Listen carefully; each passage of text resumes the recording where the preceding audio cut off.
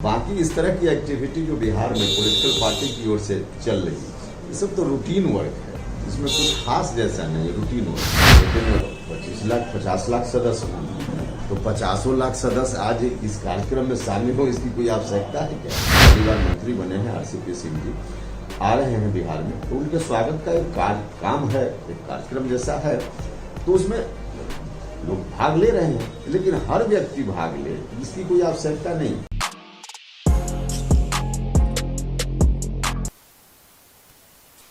कहते हैं कि इच्छाएं अनंत हैं, इच्छाओं की कोई सीमा नहीं होती, और ख़ास करके जब बात राजनीति की हो तो इच्छाएं बड़ा ही महत्व रखती हैं। अब आपको बता दें कि जिस तरह से बिहार की राजनीति में इच्छाओं ने अपना पूरी तरह से जमावड़ा लगा लिया है, लोगों के मन पर काबिज हैं, लोगों के भावनाओं पर, विचारों पर काबिज हैं। जहाँ एक तरफ गठबंधन की राजनीति चल रही है, वहीं मिलने जुलने का भी कार्यक्रम चल रहा है, विलय का भी कार्यक्रम चल रहा है। आपने विलय देखा होगा, आज से 4 महीने पहले हुई थी, जब नीतीश कुमार के जदयू में एक बार फिर से वापस आ गए थे RLSP का विलय करा करके उपेंद्र कुशवाहा। दोनों के बीच में जो खटास उत्पन्न हुई थी, उस खटास के बाद से लंबे समय तक एक दूसरे के विरोधी रहे। विरोध के बाद फिर से एक साथ आ गए हैं। एक साथ आने के बाद कई तरह की बातें की जा रही थी। कहा यह जा रहा था कि उपेंद्र कुशवाहा को बहुत कुछ मिलने वाला है, लेकिन हमने आपको शुरू में बताया था कि उपेंद्र कुशवाहा जब एक बार रस्सी टूट जाती है तो फिर गांठ पड़ जाता है, और गांठ पहले जैसा मजबूत नहीं होता, वो कभी भी खुल सकता है। भारतीय जनता पार्टी और नीतीश कुमार के संबंधों में भी यही देखने को मिला, और लालू प्रसाद नीतीश कुमार के संबंधों में भी यही देखने को मिला कि गांठ खुल गए थे। अभी भी जो गांठ भारतीय जनता पार्टी और नीतीश कुमार ने मिल करके बांधे थे, वो गांठ भी कमज़ोर पड़ता जा रहा है। लेकिन सबसे ज़्यादा मुश्किलों भरा सफ़र जो लगातार देखने को मिल रहा है, वो उपेंद्र कुशवाहा और उनके साथियों की है। उपेंद्र कुशवाहा पूरे दलबल के साथ RLSP का विलय करा दिए थे। RLSP जो 2014 में 3 सांसदों की पार्टी थी, 2015 में उसके 2 विधायक थे, MLC भी हुआ करते थे, लेकिन ये सब उनके हाथ से चला गया। और ये सब गए कहाँ? तो कुछ लोग तितर बितर हो गए, और उपेंद्र कुशवाहा के साथ साथ कुछ लोग पहले ही नीतीश कुमार के खेमा में चले गए थे, और अब अंततः नीतीश कुमार के खेमा में उपेंद्र कुशवाहा भी आ गए। लेकिन कई शर्तें थी, कई तरह की कयास लगाए जा रहे थे। नीतीश कुमार ने भी बड़ा मजबूती के साथ कहा था कि मेरे छोटे भाई की तरह हैं, अब यही चलाएंगे, यही देखेंगे, संगठन को मजबूत करेंगे। इसकी जिम्मेवारी भी उन्हें मिली है, और वो पूरे बिहार में भ्रमण कर रहे हैं, भ्रमण करके लोगों से मिल रहे हैं। लेकिन अचानक से कुछ ऐसी बातें सामने आई जिसमें कहा जा रहा था कि उन्हें प्रदेश अध्यक्ष बनाया जाएगा, मंत्रालय दिया जाएगा। यह भी कहा जाने लगा था जब RCP सिंह केंद्रीय मंत्रिमंडल में चले गए थे कि तो उन्हें राष्ट्रीय अध्यक्ष बनाया जाएगा। लेकिन ये सारी बातें धरी की धरी रह गई, और एक बार फिर से उपेंद्र कुशवाहा हाशिए पर चले गए। हाशिए पर ही नहीं गए, तस्वीरों से भी गायब हो गए। न ललन सिंह ने इनकी तस्वीरें लगाई जब उनके स्वागत का काम चल रहा था, कार्यक्रम चल रहा था। आखिरकार अपनी प्रतिष्ठा बचाने के लिए इन्हें पटना से बाहर होना पड़ा। एक बार फिर जब RCP सिंह आ रहे हैं, और RCP सिंह के साथ अपने संबंधों को लेकर के उन्होंने कहा था कि बड़ी मजबूत संबंध है। पहला तो दोनों के बीच में 36 का आंकड़ा तभी शुरू हो गया जब नीतीश कुमार ने RCP के बंगले के ठीक सामने उपेंद्र कुशवाहा को आवास आवंटित करा दिया।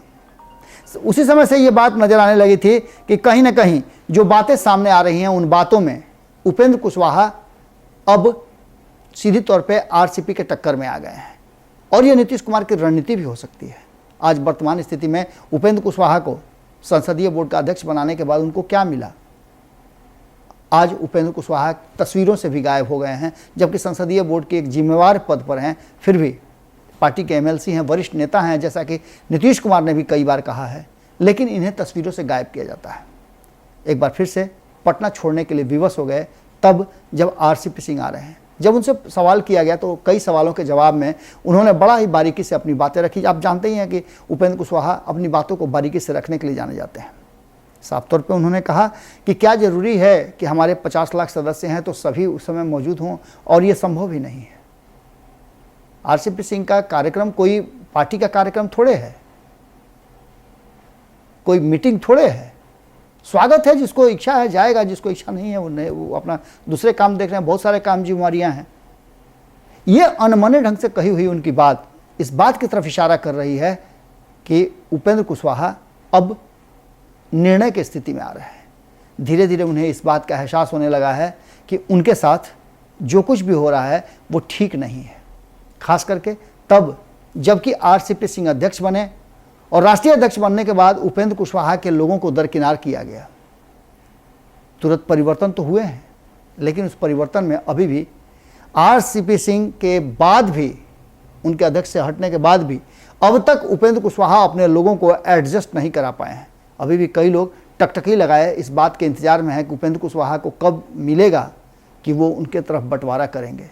जब उपेंद्र कुशवाहा को ही उपेक्षित किया जा रहा है, नहीं मिल रहा है, तो बंटवारा किसको क्या करेंगे।